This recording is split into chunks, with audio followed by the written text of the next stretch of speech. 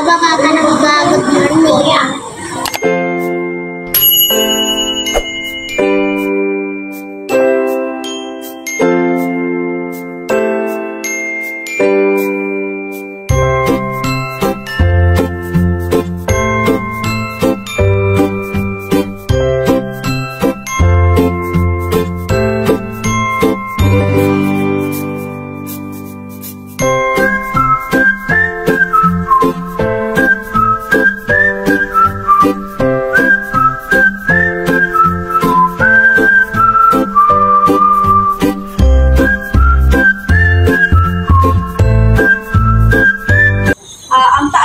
Ng bata ay mas bababa sa kanyang inaasahan para sa kanyang edad.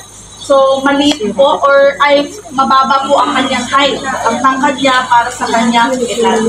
So, ito po yung tinatawag natin na bansot po. So, it's stunted po. Stunted height para sa kanyang edad. Next naman po is wasted. Ang timbang naman ng bata ay mas bababa para sa inaasahan para sa kanyang edad. So sa wasted naman po, kulang ang kanyang timbang para sa kanyang edad. Ito naman po ay ang height for weight for age. So kulang si weight. Nutritional status ni baby. Wala naman po. So ano naman po yung pwede natin gawin?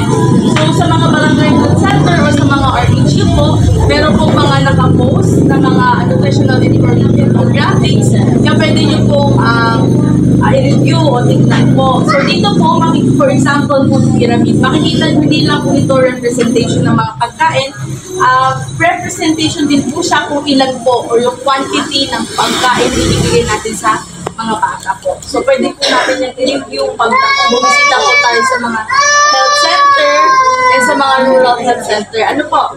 So pwede din po is yung pinggang Pinoy. Ito po yung pinggang Pinoy, representation po siya ng pinggan. Ang size po ng pinggan is 9 inches.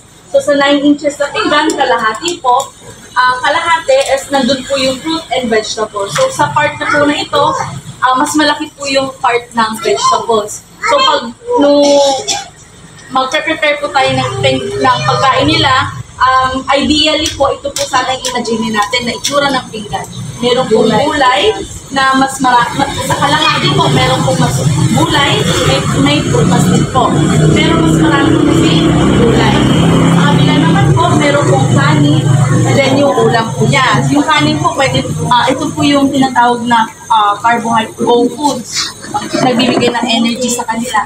So, hindi lang naman po kanin yung pwede natin ibigay since bata sila. Pwede po tayo magbigay ng patatas, kamote, yun po yung mga good sources natin ng carbohydrates.